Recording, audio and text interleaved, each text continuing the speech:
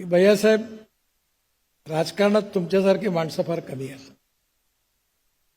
कारण राजकारणातले 90% खेळाडू वाटच पाहतात कोणत्या पार्टीचं सरकार येते आणि कोण मंत्री बनतं. त्यांचे झेंडे दंडे हार तयारच राहतात. त्यांनी पक्ष का सोडला हे त्यांनाही कळत नाही आणि ज्या पक्षात गेले त्यांनाही उमजत नाही. मी कोणाबद्दल बोलत नाही आहे. पण अशी स्थिती झाली याचं कारण असं आहे की राजकारणामध्ये तत्वनिष्ठा, ध्येयनिष्ठा आणि विचारनिष्ठा कमी झालेली आहे. आपल्या देशामध्ये विचार भिन्नता ही समस्या नाहीये, विचार शून्यता ही समस्या आहे. आणि म्हणून कधी चांगले दिवस असतात, कधी वाईट दिवस असतात. कधी जनता निवडून देते, कधी निवडून देत नाही. परंतु जिवंत माणसाचं व्यक्तित्व असं असतं की तो प्रवाहाच्या बरोबर कधी वाहत जात नाही. जिवंत मासा जो असतो तो नेहमी प्रवाहाच्या विरुद्ध पोहत असतो आणि काडी कचरा आणि मेलेला मासा हा नेहमी प्रवाहाबरोबर वाहत असतो. माझे तुमचे विचार कदाचित पटते, राजकीय विचार पटणार नाहीत, वेगळे असतील.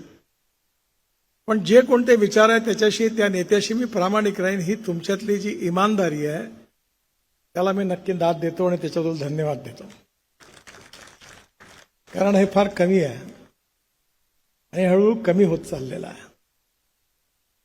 राजकारणामध्ये राजकारणाची व्याख्या बदलवण्याची गरज आहे. राजकारण म्हणजे केवळ सत्ताकारण नाही.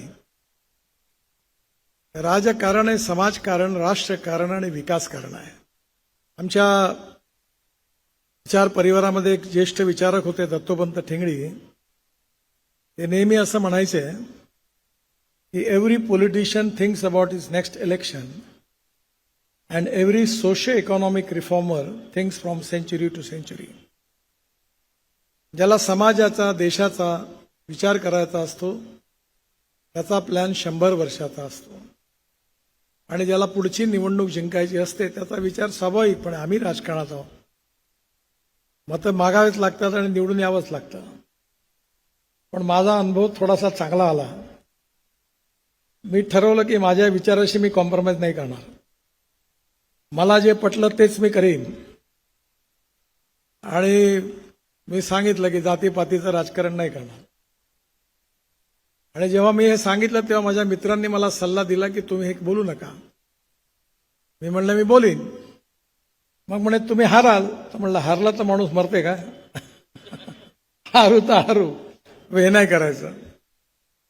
आणि माझा अनुभव आहे की मला लोकांनाही पण नक्कीच अशा चांगल्या गोष्टींना लोक सपोर्ट करतात.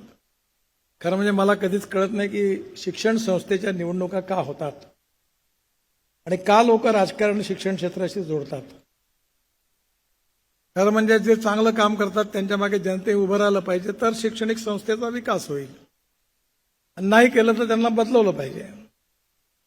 पण हळूहळू सगळ्या दृष्टीमध्ये आपल्या देशातली लोकशाही जी आहे त्याला खऱ्या अर्थाने जबाबदार नेते किंवा पक्ष नाही आहे, जनता जबाबदार आहे. आणि जशी जनता आहे तसे नेते मिळतात लोकांना. हे बोलण्याकरता धाडस लागतं पण मी ते करतो. त्यामुळे तुम्हाला ठरवलं पाहिजे की उद्दिष्ट पूर्ण करण्याकरता काम करणाऱ्या लोकांना निवडून द्यायचं की निवृत्त करायचं. शक्यतोवर निवडणुका टाळल्या पाहिजे. राजकारणाच्या निवडणुकापुरतं राजकारण 15 दिवसाचं, 20 दिवसाचं सगळ्यांनी केलं पाहिजे. पण निवडणुका संपल्यानंतर ते राजकारण सत्ताकारण न राहता समाजकारण झालं पाहिजे. आणि ते करत असताना जे योग्य आणि चांगलं काम असेल ते सगळ्यांचं केलं पाहिजे. आणि चुकीचं आणि वाईट काम आपल्याच असेल त्याला समजावून सांगितलं पाहिजे की हे करणं बरोबर नाही.